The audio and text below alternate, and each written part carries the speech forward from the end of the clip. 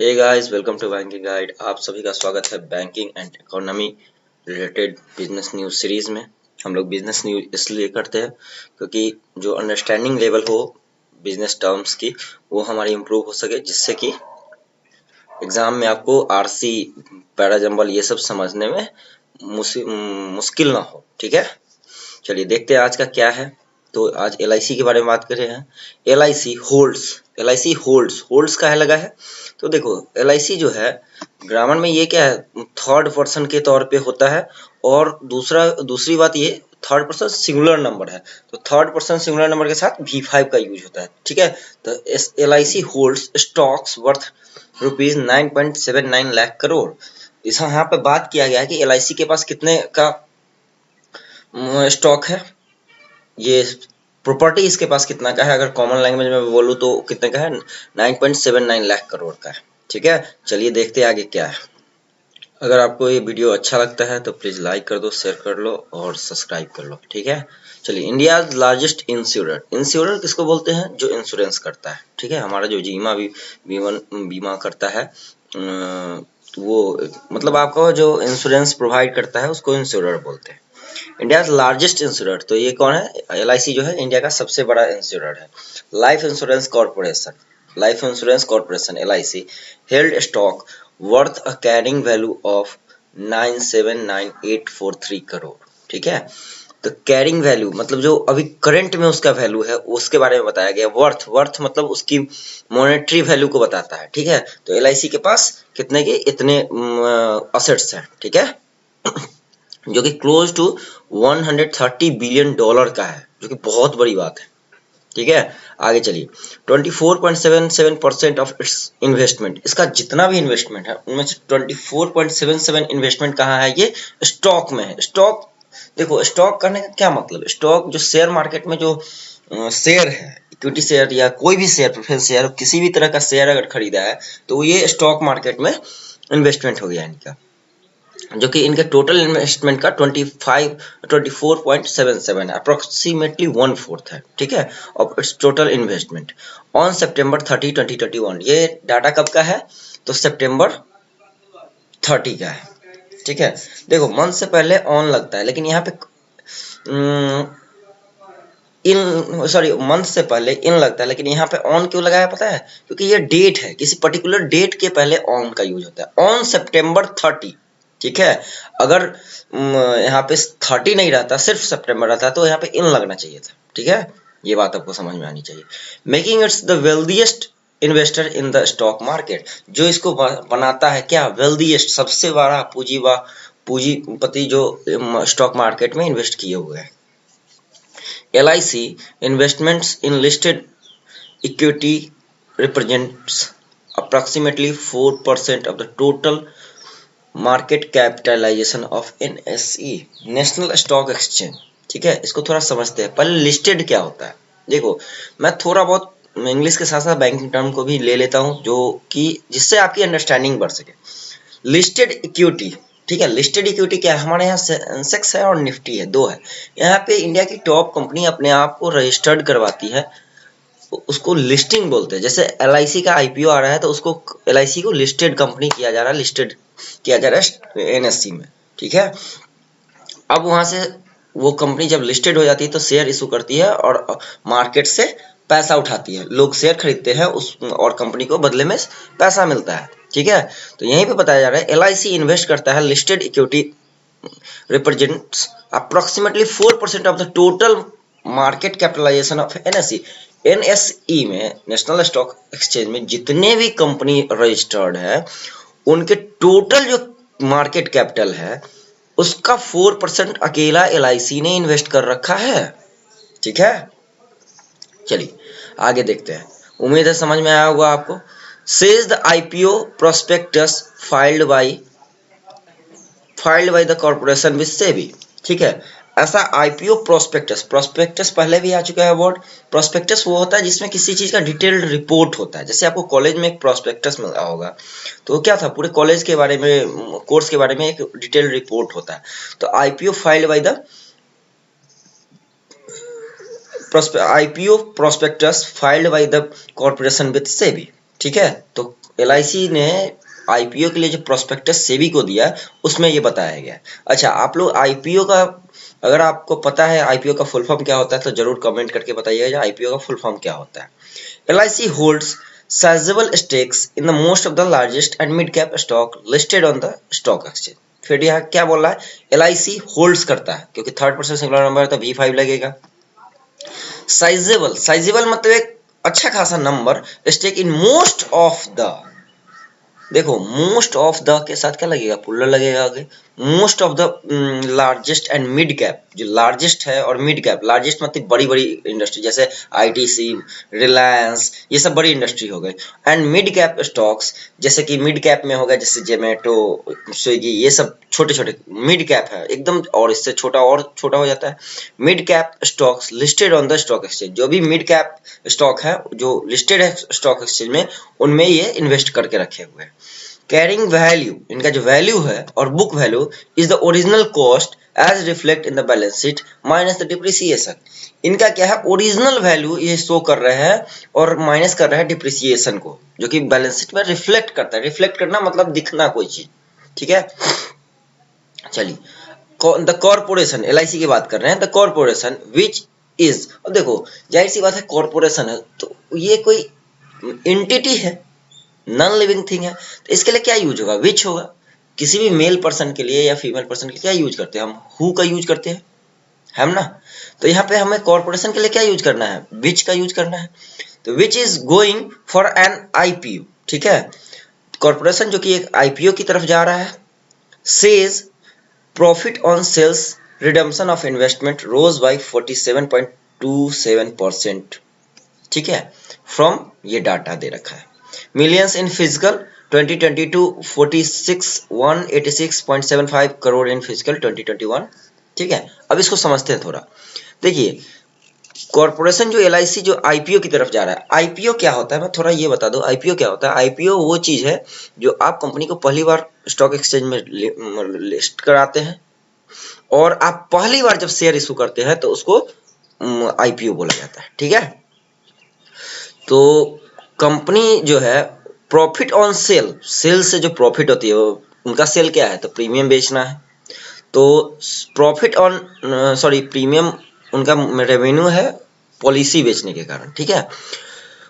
Profit on sales, जो cell होता है उसके कारण। रिडम्पशन ऑफ इन्वेस्टमेंट, ठीक है। रिडम्पशन मतलब देखो आपके पास कोई, आपने बॉन्ड खरीद लिया, ठीक है, गवर्नमेंट बॉन्ड खरीद लिया, आपको अभी कैश की जरूरत है तो आप उसको जाके बेचाए और उसका पैसा निकाल लेते हो। रिडम्पशन उसका पैसा निकाल लेना, मतलब उसको खत्म कर देना, क्लोज डाउन कर देना, ये होता है रिडम्पशन ऑफ इन्वेस्टमेंट। मतलब रिडम्पशन को, इन्वेस्टमेंट को हम कम कर रहे हैं। रोज बाई 47.27%, जो इतना से घट गया, ये डाटा है कुछ। मिलियंस इन फिजिकल 2020 में क्या किया है, 47.27 से घटाया है टू 186.75 इन फिजिकल 2021, ठीक है। चलिए आगे देखते हैं। विच was on account of, on account of पहले भी रिपीट हो चुका है। प्लीज आप लोग फ्रेजल वर्ब, फ्रेज, ईडीएम, इस पे गौर कीजिएगा, ये आपके एग्जाम में बहुत ही इंपॉर्टेंट रोल निभाने जा रहा है। एटलीस्ट आपके पीटी में, आरआरबी पीटी में, आरबीआई के पीटी में तो बहुत ही इंपॉर्टेंट रोल होगा इसका। 5 नंबर आप मान के चलो ईडीएम फ्रेज से आपके आने हैं। लोग कहते हैं स्कोर नहीं हो पाता है, कैसे नहीं स्कोर हो पाता है भैया, ईडीएम फ्रेज को देखो, वो कैब को देखो, स्कोर होगा, ठीक है। Which was on account of realised profit, किसके कारण से, तो realised profit on sale of equity, equity को जो बेचे, इक्विटी शेयर होता है किसी कंपनी का, आप इक्विटी शेयर खरीदते हो। शेयर ऐसे जनरली 2 टाइप के होते हैं और अलग अलग होते हैं, लेकिन 2, एक प्रेफरेंस शेयर और इक्विटी शेयर। इक्विटी शेयर वो होते हैं जो उस कंपनी के मालिक कहलाते हैं, ठीक है। इनका क्या है, अगर प्रॉफिट होगा तो इनको प्रॉफिट मिलेगा, लॉस होगा तो इनको लॉस सहना होगा, ठीक है। प्रेफरेंशियल शेयर में ऐसा नहीं है, मैं सिंपल लेमन लैंग्वेज में बताता हूँ। प्रेफरेंशियल शेयर में है जो उनको कुछ certain interest of, rate of interest मिलना ही मिलना है, ठीक है, इसीलिए उनका नाम प्रेफरेंस से पड़ा है, प्रेफरेंशियल। सेल ऑफ इक्विटी, तो इनको क्या मिला है, जो कि ये बढ़ा क्यों है, तो सेल ऑफ इक्विटी जो बेचे हैं उसके कारण से, ऑन अकाउंट ऑफ, उसके कारण से बढ़ा है, ठीक है। Over 90% of the corporations policy holders, ठीक है, जो पॉलिसी होल्डर्स हैं कॉर्पोरेशन के holders equity investment on a stand alone basis are held in stock, ठीक है। यहाँ पे बोला है कॉर्पोरेशन के जो पॉलिसी होल्डर्स इक्विटी इन्वेस्टमेंट है, पॉलिसी होल्डर इनका जो इक्विटी में इन्वेस्टमेंट है on a stand alone basis, मतलब अकेले के दम पे, are held in stock are that are a part of the Nifty 200 and BSE 200 Indies, ठीक है। ये बहुत ही बड़े लेवल पे अकेले स्टैंड अलोन ये बहुत बड़े लेवल पे होल्ड करते हैं ऑन सितंबर 30 2021 LIC सेड, ठीक है। स्टैंड अलोन मतलब अकेले दम पे एक बहुत बड़े पार्ट को होल्ड करके रखना है। Stock according to stock exchange data, जो स्टॉक एक्सचेंज हमारा बॉम्बे स्टॉक एक्सचेंज, उसके द्वारा डाटा दिया गया, LIC 6.13% stake in Reliance industry alone is worth around 97,000 crore. देखो अब बताया है जो कहाँ इन्वेस्टमेंट है। LIC का अकेले का रिलायंस इंडस्ट्री का 6.13% का स्टेक खरीद रखी है LIC ने, जो कि अकेला 97,000 करोड़ है। इट होल्ड्स, अब इट किसके लिए आया है? LIC के लिए आया। प्रोनाउन LIC के लिए क्या यूज होगा? इट होगा। It holds 12.16% in Larsen and Toubro, ये भी क्या करते हैं 12.16% का स्टेक इसमें है, which is worth around rupees, जो कि अनुमानन उनका वैल्यू क्या है अराउंड 31,000 करोड़, और इनका LNT में कितना है 31,000 करोड़ का है। As the current market valuation, जो current market valuation LIC is 16.21% stake in ITC limited, और ITC में ये 16.21% का इन्होंने स्टेक खरीदा है। इट वर्थ ओवर 44,000 करोड़, ठीक है। इनका वैल्यू कितना है 44,000 crore. Out of the total investment of the 39.55 lakh crore, जो टोटल हमारा इन्वेस्टमेंट है LIC का वो 39.55 करोड़ है, 37.45% around 14.81 lakh crore is in central government securities. Central government का गवर्नमेंट सिक्योरिटीज होता है। गवर्नमेंट सिक्योरिटीज क्या होता है? तो ये होते हैं, एक पेपर होता है जो गवर्नमेंट को पैसा चाहिए तो गवर्नमेंट वो इशू करती है और बाकी जितने भी लोग हैं, आम जनता या कोई कंपनी उसको खरीदती है, ठीक है। इसको गवर्नमेंट सिक्योरिटीज बोलते हैं। गवर्नमेंट अपनी तरफ से वादा करती है कि हाँ हम आपको पैसा रिटर्न करेंगे। तो अकेला इनका गवर्नमेंट सिक्योरिटीज में 14.81 लाख करोड़ का इन्वेस्टमेंट है, 24.62% इन स्टेट गवर्नमेंट सिक्योरिटी, और फिर वो तो सेंट्रल का था, ये स्टेट गवर्नमेंट सिक्योरिटी में भी इन्वेस्टमेंट है। 8.06% इन बॉन्ड्स एंड डिवेंचर, 8.06% बॉन्ड्स में है, डिवेंचर में है ना, एंड 3.07% टुवार्ड्स लोन्स, और इतना लोन्स भी दे रखा है इन्होंने। अमोंग सेक्टर्स, अमोंग मतलब कुछ, अमोंग के साथ क्या होगा प्लूरल आना चाहिए, क्योंकि अमोंग 2 4 5 के बीच में यूज होता है, बिटवीन 2 के बीच में होता है। अमोंग सेक्टर्स दैट कंप्राइज, जो कि कंप्राइज करता है। अब देखो अमोंग सेक्टर्स, सब्जेक्ट अगर प्लूरल हो गया, सेक्टर हो गया, ये दैट किसके लिए आया है? सेक्टर्स के लिए आया है ना। अमोंग सेक्टर दैट, मतलब दैट रिप्रेजेंट करेगा सेक्टर को। तो अगर सेक्टर के लिए आया है तो सेक्टर प्लूरल है, तो प्लूरल है तो यहाँ पे क्या होगा कंप्राइज V1 होना चाहिए। उधर अगर LIC जैसे सिंगुलर था तो V5 लगता था, यहाँ पे प्लूरल है तो V1 लगता है, ठीक है। Over 5% of the total investment among sector that comprise over 5% of the total investment financial service activity except insurance activities account for 1,26,476 crore. जो ये पूरे सेक्टर की बात करें, कंप्राइज करता है ओवर 5% से ज्यादा इनका टोटल इन्वेस्टमेंट है फाइनेंशियल सर्विस एक्टिविटी में। फाइनेंशियल सर्विस एक्टिविटी में भी इनका है, except insurance activity. Insurance activity तो इनका है ही, लेकिन इनका फाइनेंशियल सर्विस एक्टिविटी में भी इनका इन्वेस्टमेंट है।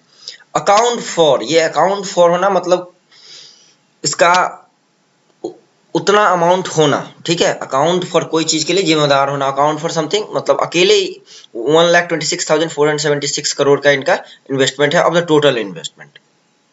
And infrastructure related activities 60,528 crore है, और इंफ्रास्ट्रक्चर में कितना ये इन्होंने किया है तो 60,528 करोड़।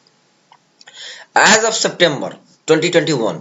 देखो अब यहाँ पे डेट नहीं है तो ऑन नहीं ना है, कोई भी डेट पर्टिकुलर डेट नहीं है तो ऑन नहीं है। एज ऑफ सितंबर की बात करें तो ठीक है।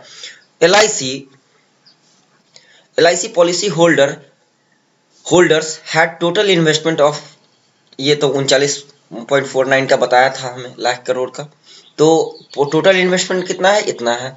On a stand alone basis, मतलब अकेले के दम पे इसका इतना का इन्वेस्टमेंट है। This is more than 3.3 times higher than the total assets under under assets total, sorry, this is more than 3.3 times higher than total assets under management of all private life insurance in India। ठीक है, देखिए बात को समझते हैं। यह अकेले, this is more then का यूज क्या होता है, किसी को कंपेयर करने में। एक कॉमन सा क्वेश्चन जो एग्जाम में आता है वो मैं बताऊं, कभी भी मोर के साथ दैन लगता है तो दैन का स्पेलिंग THAN होता है, दैन। अब वो क्या करेगा, वहां पे जहां पे देन यूज होना चाहिए था वहां पे देन यूज कर देगा, THEN, देन। तो इस बात को आप जरूर वहां पे गौर कीजिएगा, ये कभी कभी आपको 1 मार्क्स दे के जाएगा। This is more than 3.3 times higher, ये 3.3 टाइम्स हायर है किससे, द टोटल असेट जो कि पूरी संपत्ति जो मैनेज करती है under management, total assets under management of all private insurer, जितने भी प्राइवेट इंश्योरेंस कंपनी है उनका जितना भी असेट्स है उसका 3.3 गुना अकेले LIC के पास in India, and approximately 16.2 times more than AMU of the second largest player in the Indian life insurance industry in terms of AMU SBI life. ठीक है, देखो जो LIC का तो 3 सभी जितने भी इंश्योरर हैं प्राइवेट इंश्योरर, उनकी संपत्ति को देखा जाए और LIC को देखा जाए तो LIC 3.3 टाइम्स ज्यादा है ना। और जो सेकेंड नंबर की है, जो इंश्योरर जो सेकेंड नंबर का है SBI लाइफ, उससे ये अराउंड 16.2 टाइम्स ज्यादा है इनके पास। ठीक है, SBI had the second largest AMU of about 2.4 lakh crore. SBI जो है सेकेंड लार्जेस्ट है, जिसका कितना है टोटल इन्वेस्टमेंट है 2.4 lakh crore,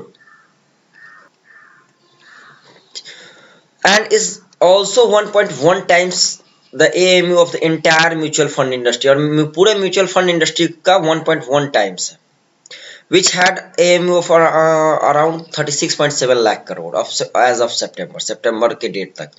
The investment policy maintain a safety first objective। ये जो इन्वेस्टमेंट पॉलिसी है इनका एक पॉलिसी करती है को लेके चलती है सेफ्टी फर्स्ट, मतलब उनका ये मकसद होता है पैसा हम कहीं नहीं लगा देंगे, पहले सेफ्टी देखेंगे जहां सेफ्टी है कि नहीं।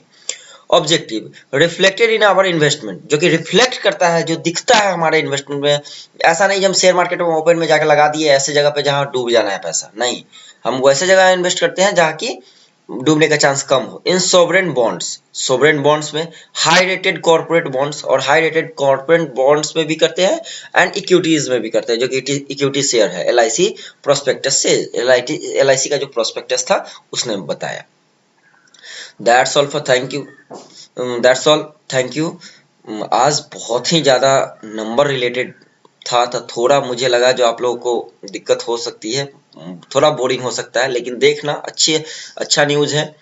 और हाँ, एक चीज़ बता दूं, मैं कोई एडिटिंग वगैरह करता नहीं हूँ, मेरे पास अभी उतना मैं इसको टाइम नहीं दे पा रहा हूँ, मेरे पास उस टाइम की कमी है जिस कारण से मुझे एडिट नहीं करना होता है, तो मैं थोड़ा बहुत फंबल होगा तो उसके लिए प्लीज़ बियर विथ अस, है ना।